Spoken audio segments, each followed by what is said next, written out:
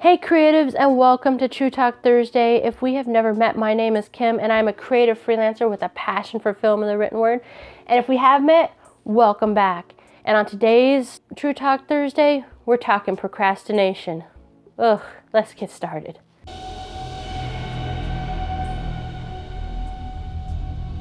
Alright guys, so I feel like everybody probably goes through times where they procrastinate, but I have this theory that creatives are the worst of the lot, and by no means is that a slight to anybody, but it's the truth. I can speak for myself. I procrastinate probably way too much to get anything done, and so I always have to rush around, and though I excel at, flying by the seat of my pants, my life might be a little bit easier if I didn't do that. So why do we procrastinate? I think that's where we should probably start. And honestly, I can only speak for myself. So it takes a lot of soul searching to figure out why you procrastinate. And what I've kind of figured for myself is I have a fear of failure, fear of rejection, and I'm sure there's a lot of you guys out there that can relate, especially as creatives. The fear of failure is a scary thing. It is beaten in our heads so hard at a young age that you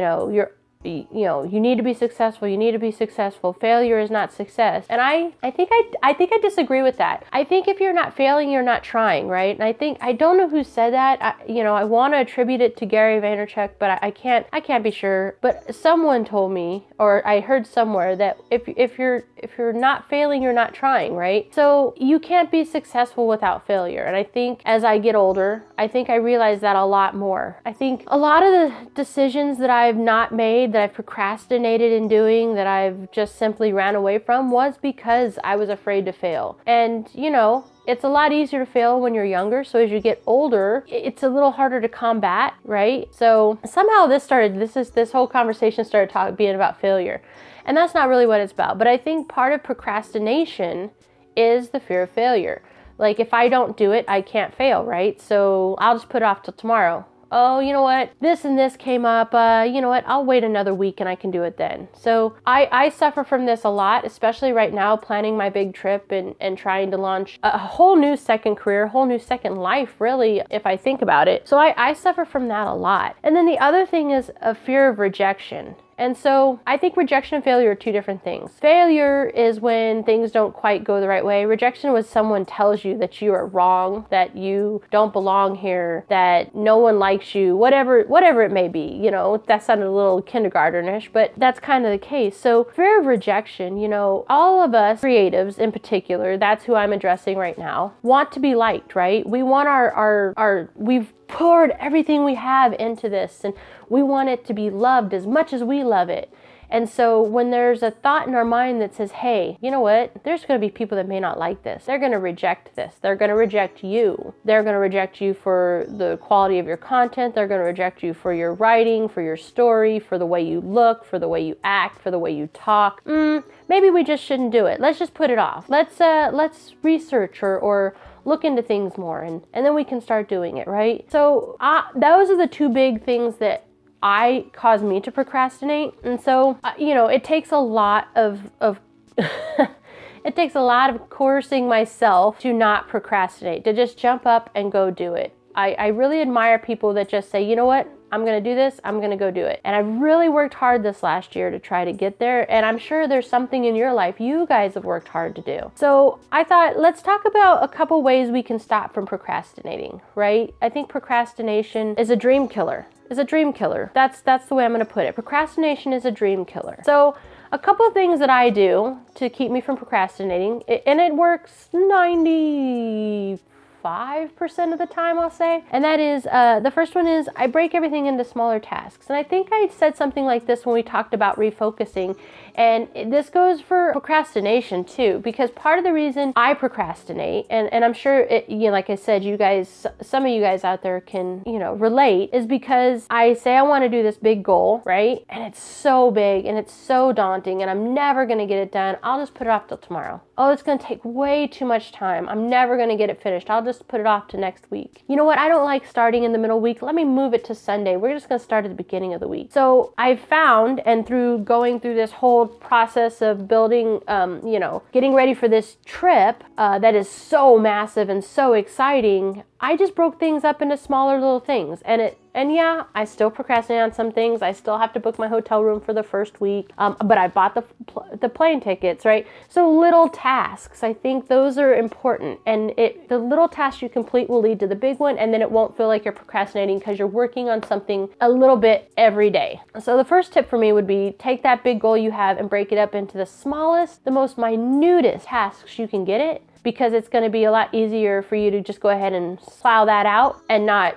procrastinate because it's so big. So another thing for me that really works, and that to help with my procrastination, is sometimes procrastination is caused by a lack of creative influence or being in the same place all the time. So what I have begun doing is like just moving locations. And it can be as simple as, instead of being in my living room, being on my porch. Or, instead of sitting on my couch, sitting at the dinner room table. Just something that's different location.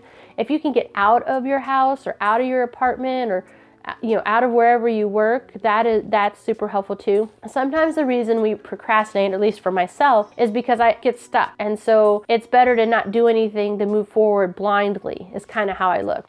So focus and direction. So sometimes procrastination is because you don't have focus or you don't have direction. So getting out, shaking up your mind, clearing out the cobwebs, that can be super helpful to help cut down on procrastination. And so the last thing I do to stop procrastinations, and there's tons of other little things, and in the comments below, guys, I'd love to hear some of the things little tricks you do or little things you do to help cut off the procrastination snake's head. And so, yeah, leave those in the descriptions below. I can use as much help as possible. So my last one that I tend to do a lot is eliminate the pitfalls. So I know there's things that are going to make me procrastinate. I know that there's things that I don't want to do. There's things that I don't like to do. There's, things that are going to happen. So I know, for instance, it's holiday time. I know that even though I'm off on Christmas, that is not a free day for me to work because I have things to do,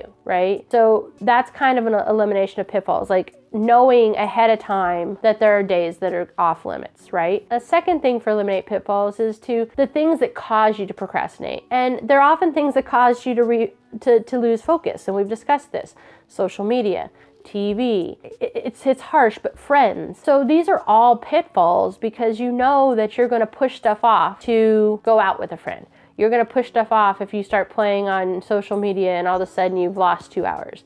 You're going to procrastinate if you're like, oh, I could just binge watch this whole thing today. So eliminate those pitfalls. Set aside time, let your friends know.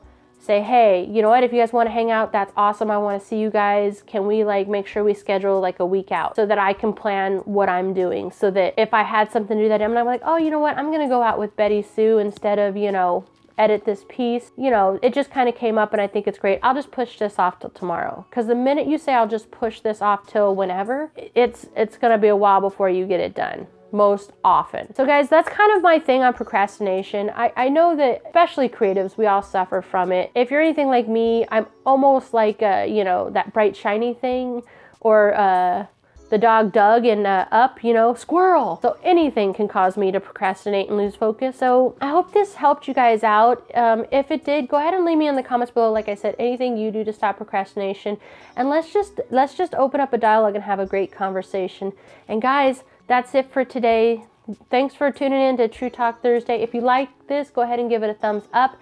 If you're digging on True Talk Thursday, go ahead and hit that subscribe button. And please remember, I post every day by 11 p.m. Pacific Standard Time. Every day is a different show, but they all have to do with film or the written word. And until next time, guys, safe journeys.